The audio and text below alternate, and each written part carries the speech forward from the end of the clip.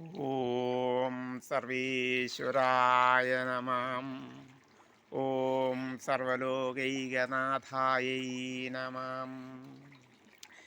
എല്ലാ സകലമാന മനുഷ്യർക്കും പരബ്രഹ്മ ഔഷധിയിലേക്ക് സ്വാഗതം.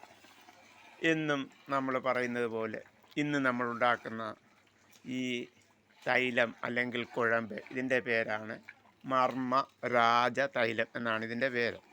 ഇപ്പം ഇത് നമ്മൾക്ക് കഴിച്ചാൽ, ഇത് കഴിക്കാനല്ല, ഇത് ശരീരത്തിൽ തേക്കുക, അഭ്യംഗം അല്ലെങ്കിൽ മേത്ത് ശരീരത്തിൽ വേദനയുള്ള ഏതെങ്കിലും ഭാഗത്ത് തിരുമ്മി പിടിപ്പിക്കുന്ന ഒരു തൈലത്തിൻ്റെ പേരാണിത്. മർമ്മരാജ തൈലം എന്നാണ് ഇതിന് പറയുന്നത്. അപ്പം ഈ മർമ്മരാജ തൈലം നിങ്ങൾ ഉപയോഗിക്കേണ്ടതെന്ന് പറഞ്ഞാൽ ശരീരവേദന, കൈകാല് കഴപ്പ്, മരവിപ്പ്, കോച്ച്, കൊളുത്ത് എന്നിവയുള്ളവർക്കും 80 രീതിയിലുള്ള വാദവ്യാധികൾ ഉള്ളവർക്കും ഇത് ഉപയോഗിക്കാവുന്നതാണ്. അപ്പം ഇത് നമുക്ക് എപ്പോഴൊക്കെ ഉപയോഗിക്കണം എന്ന് പറഞ്ഞാൽ, അഭ്യംഗം എന്ന് പറഞ്ഞാൽ ആഴ്ച ഒരു ദിവസങ്ങളിൽ എല്ലാ അംഗത്തിലും തൈലം തേച്ച് കുളിക്കുക എന്നുള്ളതാണ് അഭ്യംഗത്തിൻ്റെ ലക്ഷണം. രണ്ടാമതെന്ന് പറഞ്ഞിട്ട് ശരീരത്തിന് നമുക്ക് ഈ വേദനകൾ ഉണ്ടാകുമ്പോഴോ അല്ലെങ്കിൽ മരവിപ്പോ ക്ഷീണമോ തളർച്ചയോ ഒക്കെ ഉണ്ടാകുമ്പോഴും ഈ തൈലം തേച്ച് കുളിക്കാവുന്നതാണ്. തൈലം തേച്ച് കുളിക്കുമ്പോൾ കഴിയുന്നത് നിങ്ങൾ സോപ്പ് ഉപയോഗിക്കാതെ ഇഞ്ചയോ പയറുപൊടിയോ മാത്രം ഉപയോഗിക്കാൻ ശീലിക്കണം. അങ്ങനെ നമ്മൾ ഇത് ശരിയാക്കി എടുക്കുക. പിന്നെ ചെയ്യേണ്ടതെന്ന് പറഞ്ഞാൽ, ഇത് ഉണ്ടാക്കുന്ന വിധവും കൂടെ പറഞ്ഞ് ഞാൻ നിർത്തുകയാണ്.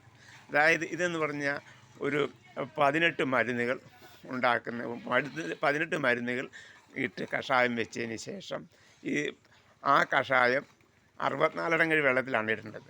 എന്നിട്ട് 8 ഇടങ്ങഴിയായിട്ട് വറ്റിച്ചെടുത്തിട്ട് ആ 8 ഇടങ്ങഴിക്കകത്ത് ഈ 18 സൈസ് പൊടിമരുന്നുകളും കൂടെ ചേർത്ത് അതിങ്ങനെ പോകും. ഏലക്ക, ഇലവർങ്ങം, പച്ചില, നാഗപ്പൂ, ചുക്ക്, കുരുമുളക്, തിപ്പലി, അമുക്കുര, അങ്ങനെ 18 മരുന്ന്, അവയെ ഉൾപ്പെടെ 18 മരുന്നുകളും ചേർത്ത് കാച്ചി അതിൻ്റെ പാകമാക്കി എടുത്തതിന് ശേഷം നമ്മൾ ഈ പറഞ്ഞ കണക്ക് ഈ തൈലം പതുക്കെ കാച്ചി 4 രീതിയിൽ അതിൻ്റെ പാകവിധികളുണ്ട്. ആ പാകവിധികളും കൃത്യമായി അറിയാൻ മേലാത്തവരാണെങ്കിൽ എന്നോട് ചോദിച്ച് മനസ്സിലാക്കിയിട്ട് അത് ചെയ്ത് നിങ്ങൾ ഉപയോഗിക്കുക. നിങ്ങൾക്ക് കിട്ടുന്നില്ലെങ്കിൽ ഞങ്ങളുമായിട്ട് ബന്ധപ്പെടുക. അതിനുള്ള ഫോൺ നമ്പർ പറയാം: 99 61 87 62 95. ഇതാണ് നമ്മളുടെ ഇന്നത്തെ ഈ തൈലക്കൂട്ട്. അങ്ങനെ ഈ തൈലക്കൂട്ട് നിങ്ങൾക്കും ഉണ്ടാക്കി ഉപയോഗിക്കാം. നിങ്ങൾക്ക് ഒക്കുന്നില്ലെങ്കിൽ ഞങ്ങളോട് പറയുക. ശരി, എല്ലാവർക്കും ഒരു നല്ല ദിവസം പ്രദാനം ചെയ്തുകൊണ്ട് നിർത്തുന്നു. നന്ദി, നമസ്കാരം.